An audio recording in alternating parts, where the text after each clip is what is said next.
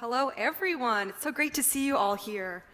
My name is Karli Kooi. Like Whitney said, I'm a senior here at Olympia High School, and today I'll be talking about obsessive-compulsive disorder. My title for the speech is called Holding the Mind Hostage, which may seem a little dramatic. I'm trying to make it a good title, you know. But I want to talk about my personal experience here with OCD, but also about on a general level so I can help educate you more about what OCD is. So first, I'm going to start off by showing some of the more interesting ways, graphic t-shirt ways, that OCD is misrepresented on a daily basis.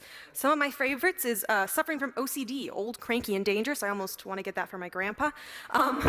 But this, I'm not sure if I'm, fashionably inclined to wear this sort of shirt and broadcasting my mental illness, but I've started off showing this because I think it's sort of a lighthearted and funny way to show how OCD is regularly misrepresented.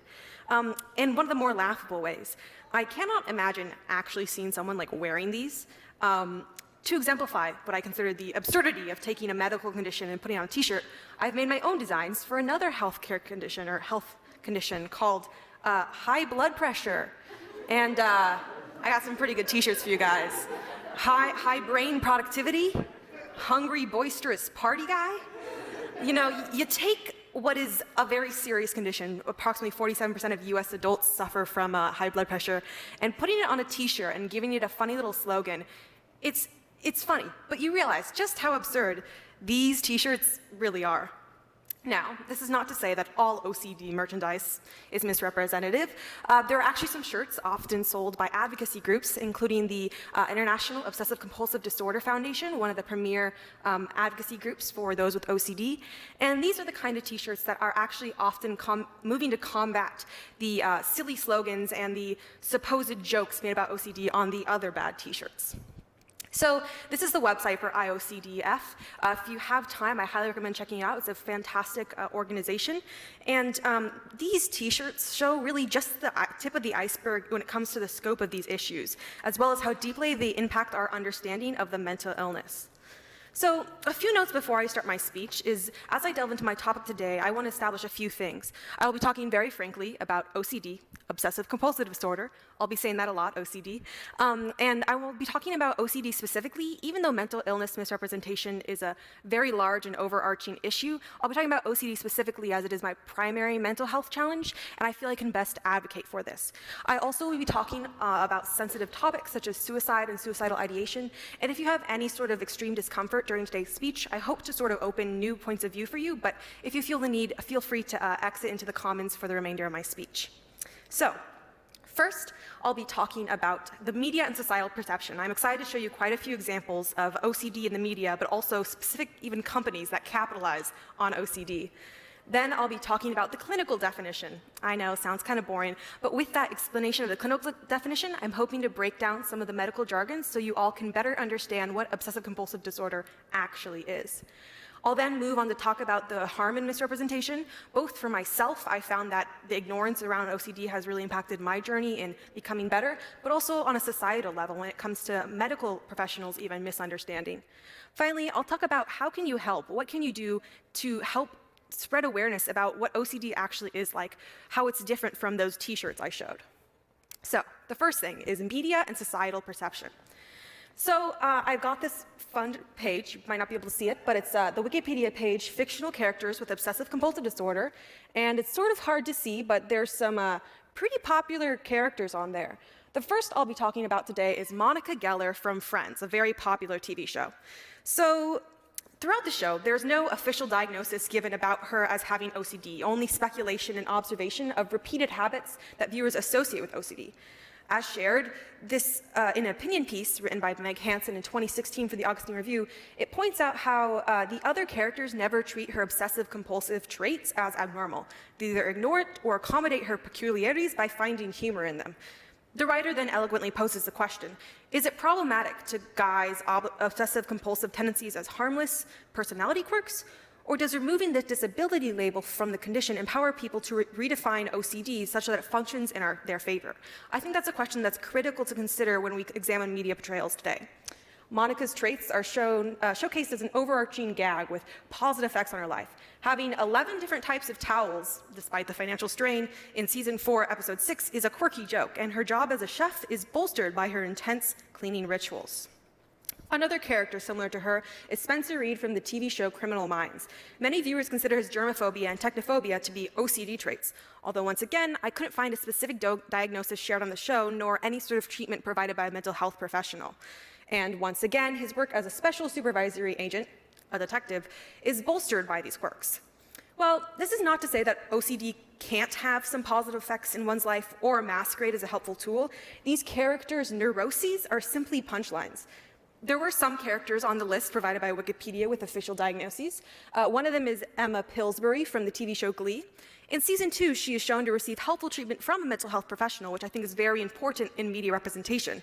And her disorder does have significant consequences on the relations in her life.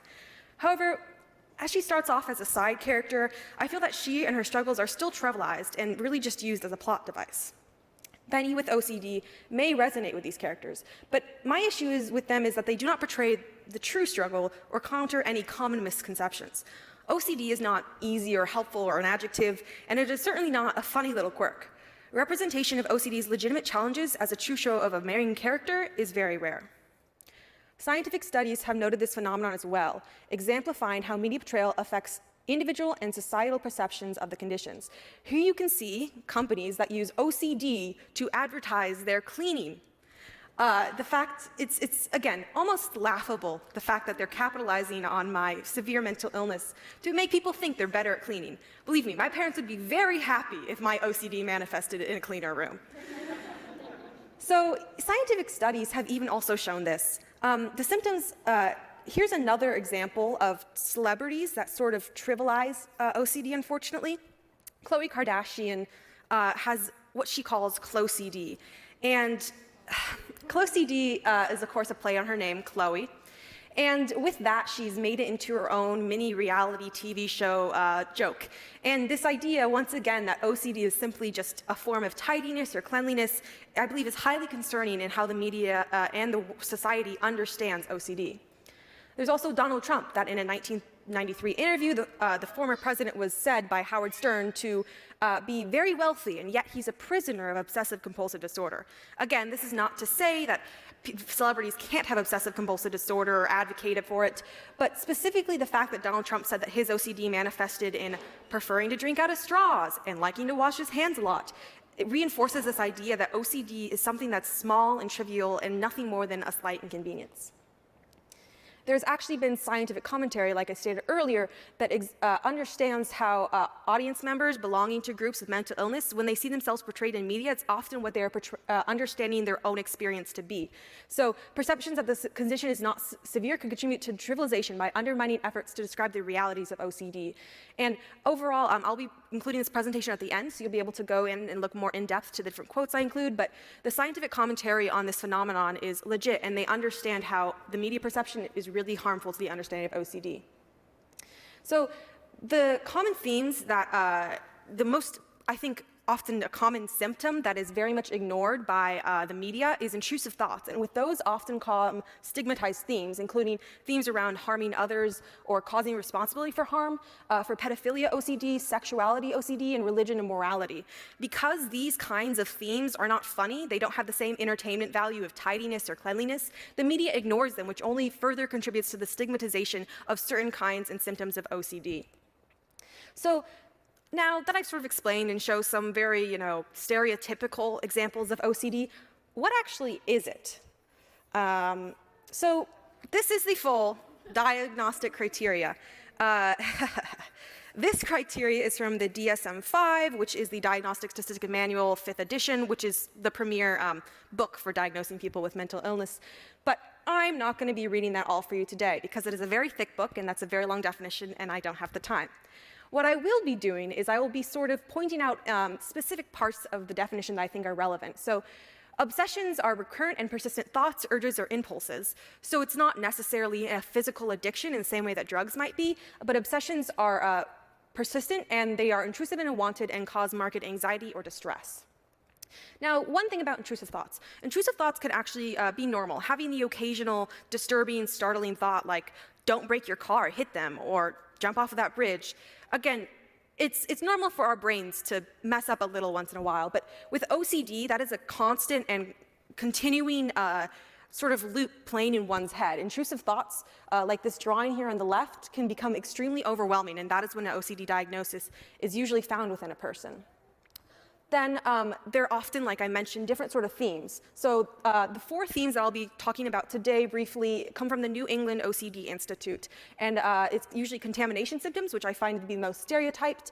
Then comes symmetry and arranging, thinking about people lining up their pencils on a desk. Next comes doubt and harm, whether it be doubt about harming others, harming yourself, accidental harm, purposeful harm. And then finally, unacceptable and taboo thoughts, which connects to my earlier ideas about the stigmatized symptoms in the media.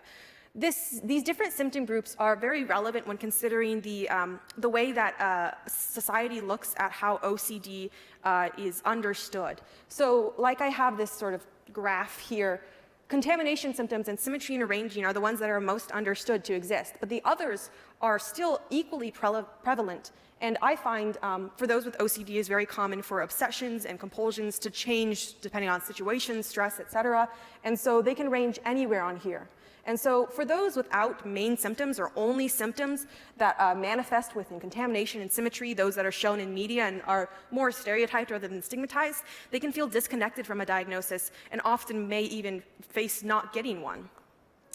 I then want to talk about compulsions. So I've talked about obsessions as usually thoughts. Intrusive thoughts is sort of understood as the big part of obsessions, but there is compulsions, and these are repetitive behaviors or mental acts that the individual feels driven to perform in response to an obsession or according to rules that must be applied rigidly. So there's this one t-shirt I forgot to include, but it was like, rules for OCD club. Rule number 1, you have OCD. Rule number 2, there's 2 rules, so it's even. This idea of applied rigidly rules, again, is often stereotyped, but the diagnostic criteria includes compulsions that are repetitive and undesired. I didn't highlight the bottom, but it's sort of supposed to be understood in that it does not rationally fix or prevent the intrusive rumination. I've created my own definition with the help of my own therapist in sort of making this clinical definition more concise. And it reads, obsessive compulsive disorder is characterized as frequent and repetitive, irrational and intrusive thoughts, urges, or impulses that are not representative of one's true or core beliefs or intentions. This is the idea of ego-dystonic thoughts, which I'll be talking more about later, that lead to distressing and time-consuming actions that are intended or presumed to relieve distress, but they do not actually rationally fix or prevent the intrusive rumination and or any other perceived possible outcomes. So I've highlighted what I believe some of the more important things. Basically, OCD is usually intrusive thoughts with things that people hate to experience, and then actions that are done to prevent the continuation of intrusive thoughts. So here are some examples of different sort of this graph. So often starts with an obsessive thought, moves into rumination, a compulsive action, and then temporarily relief until the cycle starts again. This model is based off of, again, the New England OCD Institute sort of steps and types of OCD. But once again, I'll mention that I'll be including a QR code where you can go and view these examples once again. Many of these examples are based off of personal experiences for myself, especially when COVID started. I was really worried that I was asymptomatic and nobody knew, and I felt I couldn't go anywhere or leave the house because what if I just didn't know, and what if I was going to kill somebody? And so those kind of thoughts is an example of how it can actually intrude into your everyday life. So one thing I want to include is sort of an interesting brief history. So OCD was originally sort of first written about in the 14th century. It was sort of understood as this idea of scrupulosity in the same way that like melancholy was traditionally called, what is depression was traditionally called melancholy. Scrupulosity was the term sort of used for OCD. Often the description of OCD surrounds things around moral and religious rituals and obsessions. And some supposed people that are apparently had OCD include Nikola Tesla, Charles Darwin, and Martin Luther. And so it wasn't until really the 19th century that OCD became recognized as a medical condition, similar to how depression became realized to be a legitimate thing and not just, a case of the blues. And it wasn't until about the 1980s, the 1980s, that OCD advocacy and treatments really took off, especially with the development of SSRIs like Prozac, which are a kind of medication often used to help treat OCD. So, I've explained what OCD isn't, or what it's commonly stereotyped as. I've explained what OCD is, and now I want to talk about the harm and misrepresentation. And this is where I'll be talking briefly about my own personal experience with OCD. So I was diagnosed at the age of 12, and my diagnosis, or the way I existed with OCD, was largely in the form of ruminating thoughts. So I didn't have the traditional hand washing or arranging things that, again, a lot of people associate with OCD. For me, it seemed like a lot of it seemed to be like I thought it was anxiety. The difference between anxiety and OCD, although OCD falls underneath an anxiety umbrella, is there's ruminations and compulsive actions or thoughts that come with it. So I would often feel mounting dread every morning when I went to middle school. And to attempt to calm myself down in what I realize now was an irrational compulsion, I would walk the hallways of my middle school, counting my steps several times before class each morning. I'm sure, great I got my steps in, I guess, but it was irrational. And I've created this diagram which sort of almost represents how I feel my brain is. There's an irrational part, the part that has the intrusive thoughts, the rational part which attempts to, dissuade my ideas, and then the anxious, sad, and fatigued part that is, tired of what is my malfunctioning brain. And I want to touch on this very important idea that intrusive thoughts are ego dystonic. So I talked about pedophilia OCD, harm OCD. OCD and its intrusive thoughts are different from, say, psychosis because it's not at all representative of a true person's thoughts or state of mind. Psychosis is often a much more rare condition, but psychosis specifically often includes people who believe it's their reality. Intrusive thoughts try to convince people with OCD it's their reality, but it doesn't align with the person's true desires, feelings, or experiences. And this is where it gets the most difficult to deal with, because you're thinking thoughts and you think you're evil because you're thinking things that are not what you want to. You're thinking about harming children, which you would never do in your life. You're thinking about driving your car off a bridge when it's brand new and you just turned 16 and you don't want to do that. The misrepresentations that make OCD seem desired or useful or helpful or representative of a person's inherent beings or trait directly contradict the actual reality of OCD. And for myself, when I was diagnosed, I had a hard time reconciling the media representation and society's ignorance of OCD with my own experience in a way that it made it more difficult for me to open up and get help. If my OCD was like Monica's, don't you think I'd get, better rent in New York City? If my OCD was like Spencer Reed's or Emma Pilsbury, wouldn't I be tidy or a really great, music teacher? Why wasn't I understanding the reality? It's because of media like this. If my OCD was like obsessive Christmas disorder, or obsessive coffee drinking, or obsessive chocolate disorder, my life would be a lot different and honestly a lot easier. And so this is why misrepresentations have personally harmed myself, because it made me feel like my reality, what I was experiencing, was not the truth. It felt like what I had as OCD meant that I was untreatable because it wasn't what I thought it was. I want to give you some statistics. So OCD is very common. About 1 in 40 adults and 1 in 100 children have OCD. If this entire auditorium was filled to the brim, about 700 people, that means 18 adults in the room would have OCD. 50% of adult OCD cases are severe, which means approximately 1 in 80 adults can be inferred to have severe OCD. With the commonality of OCD as being severe or extreme, it means that OCD is common but also extremely difficult. I'll talk about that next.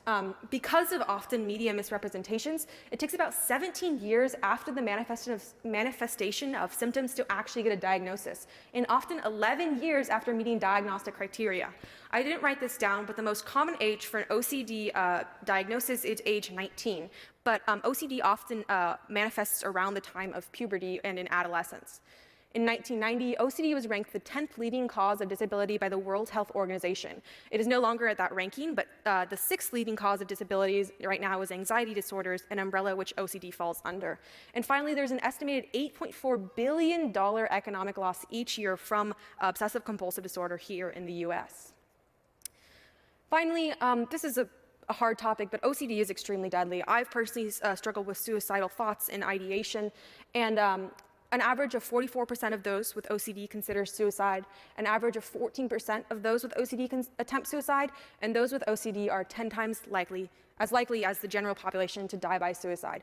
OCD, I want to emphasize once again, is not funny. It's not cleaning. It's not tidying.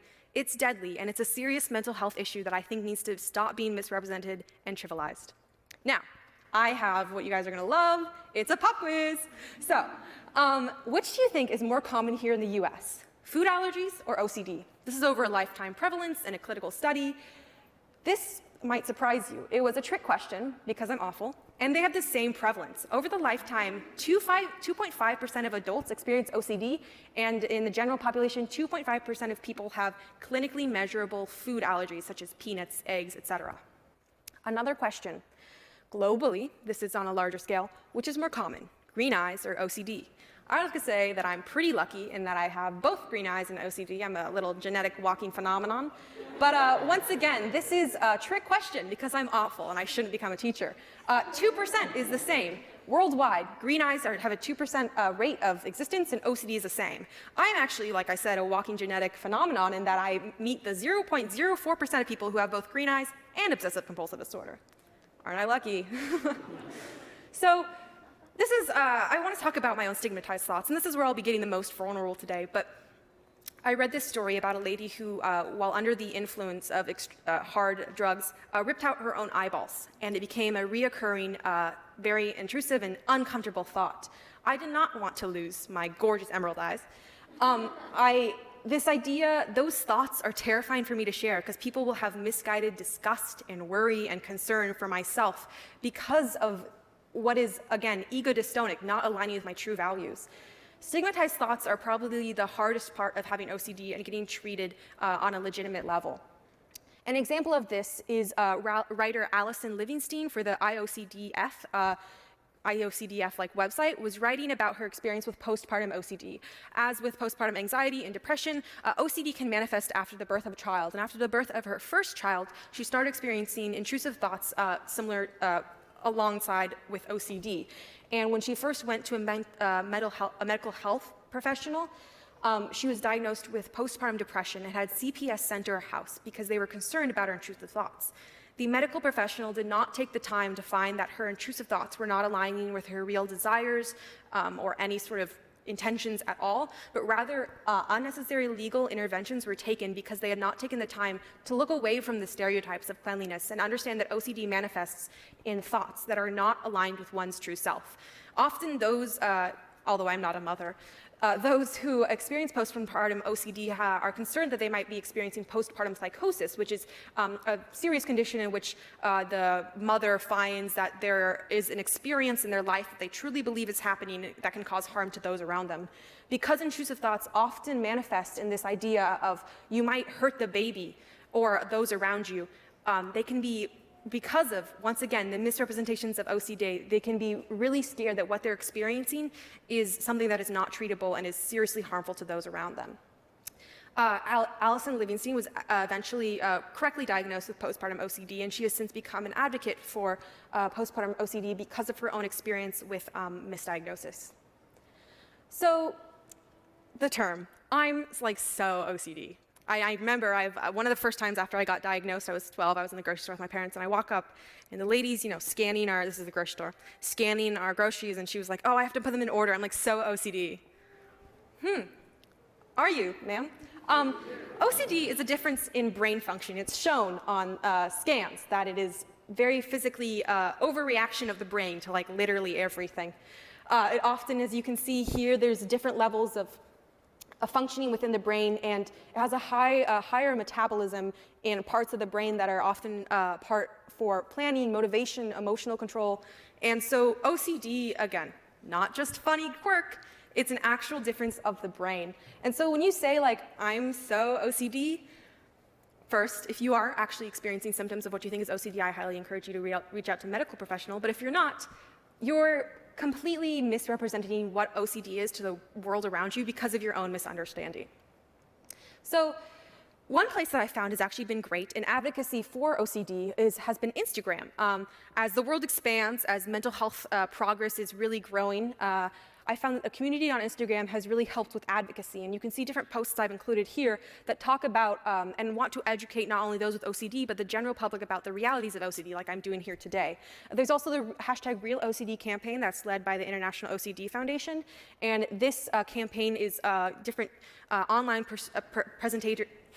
presentations led by people online, and their job to explain the realities of OCD in a way that helps the world at large understand better what it's about.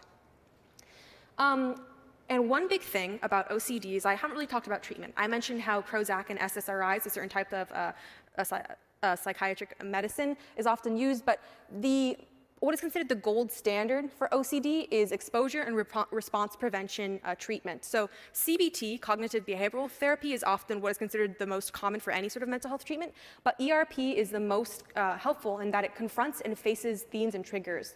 So those with harm OCD might start carrying around a knife in their pocket in order to directly confront the fact that their thoughts about harming themselves or others are not their actual intention and that they're not a danger.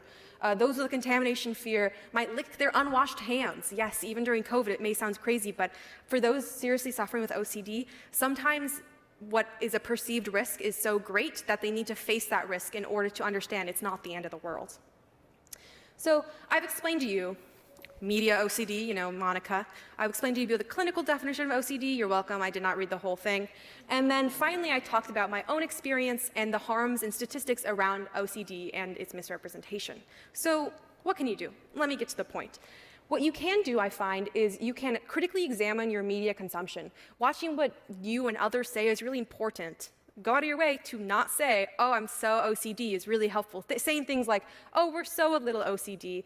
It makes it normalized, trivialized, and again, plays on those stereotypes. Another thing that's really important to acknowledge is that marginalized groups, including people of color, are often ignored in medical care or underdiagnosed. And so advocating not only just for people in general for OCD, but specifically marginalized groups and breaking down barriers of systemic racism and such within the medical field so that we're better able to advocate for the illness. Another thing that's really helpful is to support organizations. I really love those Instagram accounts I've listed there. I find they have a lot of, they're pretty digestible content about what OCD is and how you can help those with OCD. And also, if you have the ability or even just the interest, go online monetarily or just check out different organizations dedicated to OCD, like I've mentioned many times, the IOCDF. Or OCD UK is another great United Kingdom-based organization for OCD. But in general, when it comes to doing better with OCD, what I think is the most important thing is reaching out individually to ask those around you how best to support them. When I shared that I was doing my talk on OCD, I got a lot of people responding like, wow, I'm really glad you're talking about that. I have OCD too. Again, 1 in 100 kids have it. At a school of 2,000, at least 20 kids here might have OCD. And so encourage them to seek help from professionals, support them in getting the resources they need. Do not help reassure them with other compulsive behaviors. Often in the beginning of my journey, I found it difficult because I would be saying irrational things and my parents would be like, or my friends would be like, oh no, that's not true. Yes, it's not true, but what's especially helpful to say is help me cognitively realize that not only is it not true, it's not at all who I am. It's intrusive, it's irrational, it's ego dystonic.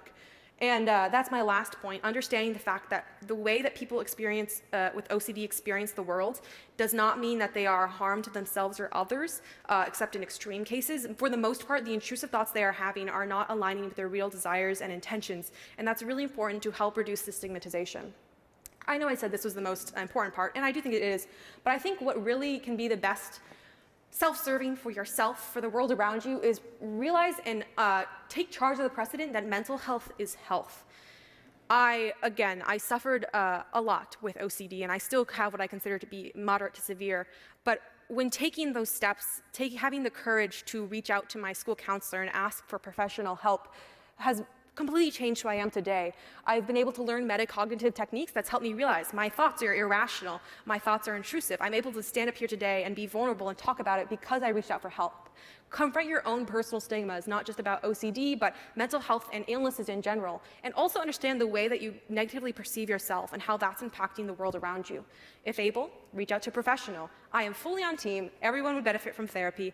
I really think, I'm hoping to go into the health field. I think Winnie mentioned earlier that I'm a pre-nursing student, but I really want to be an advocate for mental health support, especially in the fields of women's health, because overall, there is definitely way too wide of a gap when it comes to helping those in the world around us and first helping ourselves be better mentally.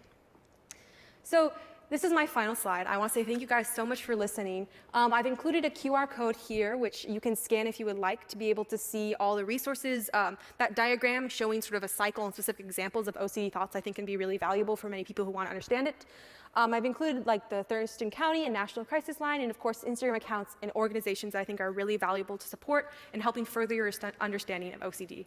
I once again want to say thank you guys so much for listening and enjoy the rest of the TED Talks.